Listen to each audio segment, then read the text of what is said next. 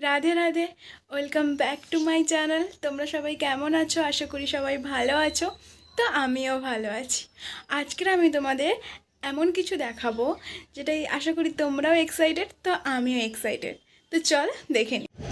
তো আমি তোমাদের যেটা বলেছিলাম তো তোমরা আজকে আমি ভিডিওর তোমাদেরকে থাম্বনেল দেখেই দেখাবো বুঝে কিভাবে গেছো গ্রামে আগে থেকে। ধান চাষ করা তো হয়। আজ আমি কিভাবে তোমাদেরকে এত দেখাবো সুন্দর ফসল গ্রামে কিভাবে উৎপাদন ধান চাষ করা হয় এবং গ্রামে বিনা ধান চাষ সারেই। করার হ্যাঁ, সার সম্পূর্ণ দেওয়া হয়, আলাদা এতটাও দেওয়া একটা হয় না। রকম তো আমার থাকে, দিদার তোমরা মুখটা জানো। দেখতেই পাচ্ছ। তারপর আমার দিদা কিভাবে মানে হাসছিল তোমরা দেখলে ক্যামেরাটা করার সঙ্গে সঙ্গেই। তো এ ধানটা হচ্ছে সন্তোষী ধান। এটা কিনে এনেছে, তোমরা দেখতেই পাচ্ছ প্যাকেট করা ছিল। তো প্যাকেটটা কেটে তারপরে একটা বালতি নিয়ে পুরো ধানটা জলের ভেতরে চুবিয়ে দিচ্ছে। এটা রাখবে 24 ঘন্টা। তো গ্রামে চাষ করার পদ্ধতি আলাদা রকম এবং অনেকে বিভিন্ন ধরনের পদ্ধতি ব্যবহার করে, কিন্তু গ্রামের পদ্ধতিটা সম্পূর্ণ ভালো এবং বলতে গেলে সব দিক থেকেই ভালো। কারণ গ্রামে এত সারের প্রয়োগ পড়ে না। হ্যাঁ, সার দিতে হয়, ওষুধ দিতে হয়, কিন্তু এতটা প্রয়োগ পড়ে না এবং তাতে খুব ভালো ফসল হয়। তো তারপরে জলটা 24 ঘন্টা জল খাওয়ানোর পরে তারপরে একটা বস্তার ভেতরে করে ধানটাকে ছেঁকে নেবে। ছাকার পরে ওখানে আবার মিনিমাম 3-4 ঘন্টা মতন রাখবে। রাখার পরে সেই বস্তাসহ ধানটা আবার জলের ভেতরে চুবিয়ে দেবে। কারণ সম্পূর্ণভাবে এখনও হয়নি, কারণ অনেক পদ্ধতি আছে, সেগুলো আমাদেরকে ব্যবহার করতে হবে। কারণ না করলে সম্পূর্ণভাবে হবে না। কারণ অনেকে এই টেকনিকটা জানে না, আবার অনেকে জানে। তো আমরা অনেকেই ধান চাষ প্রায় গ্রামে উঠে গেছে, অনেকে করে না। তো আমরা অনেকেই করি না। তো আমাদের এখানে এখনও প্রচলনটা আছে এবং চালিয়েও যাব ভবিষ্যতে।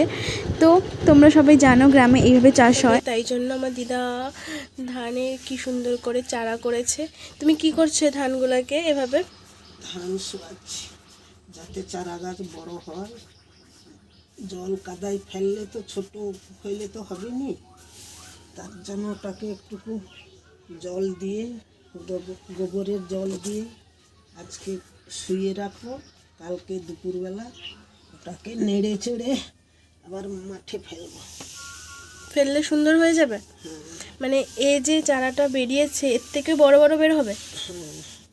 নইলে এগুলো যদি দেওয়া হয় তাহলে কি হবে না? এগুলো হবে না, সেখানে কাদা মাটি ভালো করে করতে হবে, জল ছেঁচতে হবে, তারপরে এগুলো ধান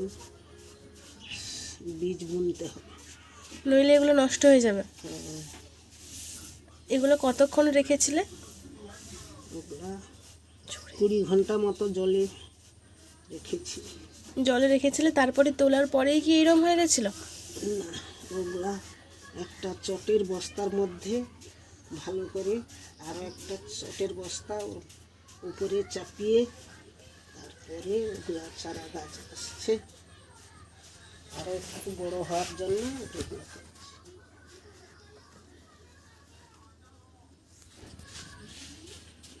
ও, এটা দেওয়ার পরেই কি চাষ শেষ হয়ে যাবে নাকি অন্য কিছু করতে হবে? এগুলা তলা বীজ তলায় বপন করতে হবে, তারপরে এগুলো চারা গাছ হবে। একটু বড় হলে 20-22 দিনের তলা হলে আবার রোয়ার কাজ করতে হবে। বীজ মানে চারা গাছটাকে আবার রুইতে হবে। ও, তোমরা দেখলে যে ধানটা ভালো করে মানে মেলিয়ে রেখে দেওয়া হয়েছিল মাটির ওপরে। তো মাটিতে ধানের জলগুলো যা ছিল সব চুষে নেয়। তো তারপরে আমার দিদা, তোমরা দেখলেই যে দিদান কিভাবে বস্তা চাপিয়ে দিয়েছিল। তারপরেই এইভাবে আমি সকালে তুলেছি। এখন মেঘলা হয়ে আছে, যার জন্য ভালো মতন আলো ঠিক দেখা যাচ্ছে না। তো দেখো কিভাবে মানে বলতে গেলে পুরো চালা চালা হয়ে গেছে, মানে পুরো আটকে গেছে। তো দেখো কত সুন্দরভাবে পুরো বীজ বেরিয়ে পড়েছে। আর তোমরা দেখতেই পাচ্ছ এইভাবে বড় হয়, এর থেকে বেশিও না, এর থেকে ছোট হলেও চলবে না। কারণ যখন জল বেশি থাকবে তার জন্য সেটা ধুয়ে চলে যাবে। আর বেশি বড় বড় যদি বীজগুলো হয়ে যায় তাহলে তার পক্ষেও ক্ষতিকর। তো তোমরা দেখো আমি হাতের মধ্যে তুলে ধরেছিলাম, তো তেমন একটা আলোর মধ্যে বোঝা যাচ্ছে না, কিন্তু খুব সুন্দরভাবে হয়েছে বীজগুলো। এবং এইভাবে যদি তোমরা প্রত্যেকটা পাই টু পাই করো তাহলে তোমরাও সুন্দর ফল পাবে। তো আমাদের গ্রামের বাড়িতে এরকমই চাষ হয়, শুধু আমার বাড়িতেই নয়, প্রত্যেকটা বাড়িতেই এইভাবেই চাষ হয়। অনেকে চাষ করে না, কিন্তু গ্রামে চারিদিকেই, মানে গ্রামে আসা মানে তোমরা দেখতেই পাবে চারিদিকে ক্ষেত আর ক্ষেত, মানে পুরো সবুজেই ভর্তি। এখন সিজনটা হচ্ছে চাষ, তো এখন সবাই চাষই করে। তো তোমরা এবার বীজ বোনা হবে, আমাদেরকে খেতে যেতে হবে, তোমরাও সাথে থেকো। তো চলো, এটার জন্য আমি অনেক দিনই অপেক্ষা করে আছি, মানে আজ 3-4 দিন হলো এটা হচ্ছে, তো যার জন্য অনেক দিন অপেক্ষা করে আছি। আমি ভিডিওটা একটু একটু করে করেছি, তো করতে অনেক সময়ও লেগেছে। চলো দেখা যাক। এই দেখো, তো একটা বেলার মধ্যে ওই ধানগুলো নিয়ে নিয়েছি। তোমরা এখন বুঝতে পারছো চারিদিকে অলরেডি সবার বাড়িতে অনেক বড় বড় গাছ বেরিয়ে পড়েছে, কিন্তু আমার বাড়িতে একটু দেরি করে করা হয়েছিল, যার জন্য মাত্র বীজগুলো রোপণ করা হচ্ছে। এই দেখো ধানগুলো যখন ভালো মতন তার বীজ হয়ে গেছে, এখন এখানে সুন্দর করে চাষ করা হবে। এরপরে তোমরা চারিদিকে দেখো, চারিদিকেই সবুজ, মানে অনেক বড় বড় হয়ে গেছে। সবার থেকে ছোট ছোট মনে হচ্ছে আমার বাড়িতেই হবে। এইভাবে বড় হওয়ার পরেই আবার এগুলোকে তুলে আবার নতুনভাবে অন্য জায়গায় লাগানো, মানে এইখানেই লাগানো হয়, কিন্তু এগুলোকে আবার সব তুলে নেওয়া হয়। তোলার পরেই আবার চাষ করা হয়। তো এতটা কাদার মধ্যে নেমে বুঝতে পারছো খুব কষ্টের মধ্যে করতে হয়। এদিকে বর্ষাকাল, তার উপরে এত কিছু করতে হয়, মানে সম্পূর্ণ ব্যাপারটাকে সুন্দরভাবে না করলে তাহলে পুরোটাই শেষ হয়ে যাবে। বুঝতেই পারছো, মানে একটা যদি খামতি থাকে, একটা যদি ভুল থাকে, তাহলে পুরো ব্যাপারটাই শেষ হয়ে যাবে। তাই জন্য সব দিকটা ম্যানেজ করে ঠিকঠাকভাবে করতে হয়।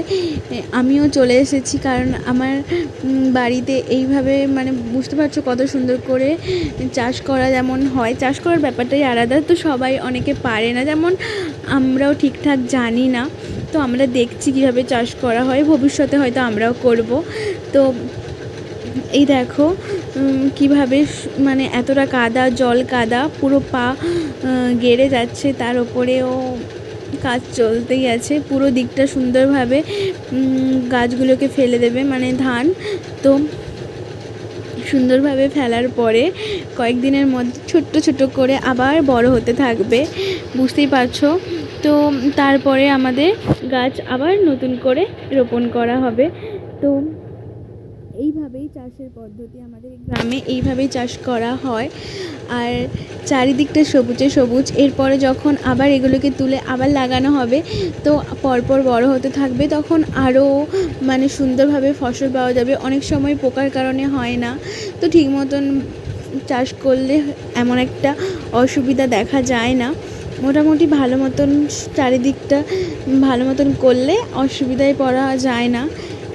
আমিও মোটামুটি চলে এসেছি কাদার মধ্যে, পুরো কাদা, তার উপরে আমি ক্যামেরা ধরে রেখেছি। এই দেখো, তোমরা এখন বুঝতে পারছো কত বড় বড় বীজগুলো বেরিয়েছে, মানে ক্যামেরাটা না জুম করলে বোঝাই যেত না, এত সুন্দর, মানে বুঝতে পারছো প্রচণ্ড প্রত্যেকটা জিনিস আমাদের সুন্দর করে করতে হয়। তো তার মধ্যে আমরা অনেকটা চেষ্টা করি সুন্দরভাবে করার। তো তোমরা অনেকেই হয়তো জানো, অনেকেই গ্রাম থেকে ভিডিওটা দেখছো, বা অনেকেই শহর থেকে দেখছো, অনেকেই জানে কিভাবে চাষ করে। তো তোমরা যদি জেনে থাকো তো বলো, কারণ চাষ করার ব্যাপারটাই আলাদা, সবাই পারে না, আবার সবাই পারলেও কেউ করে না, এরকমই হয়। চারিদিকে দেখো সবুজ, চারিদিকে, মানে সবার বাড়িতে দেওয়া হয়ে গেছে, এত বড়ও হয়ে গেছে লাস্টে আমার বাড়িতে। তো যার জন্য খুব ছোট ছোট আছে, চারিদিকে সবুজ, অনেকটা বড় হয়ে গেছে। তো এরপরে আমি এগুলোকে তোলা হয়ে যাবে। দেখতেই পেলে কীরম কাদার মধ্যে, এতটা কাদার মধ্যে নেমে, মানে এইরকম কষ্টের মধ্যেই করতে হয়। চাষ করা এতটাও সোজা নয়, সারা বছর বসে বসে মানে আমরা খাই, তারপরে কয়েক মাস ধরে কষ্ট করতে হয়। তোমরা জানো গ্রামের বাড়িতে এগুলো চাষ করা হয়, শহরের দিকে হয় না, কিনে খায়। তো তাই জন্য তোমরা দেখতে পেলে খুব কষ্ট করতে হয়, যার জন্য এত সুন্দর ফসল পাওয়া যায়। তো কয়েকদিনের মধ্যেই ছোট ছোট গাছ বের হয়ে যাবে, তারপরে ওগুলোকে আবার তুলে নিয়ে আবার ভালো করে লাগানো হবে।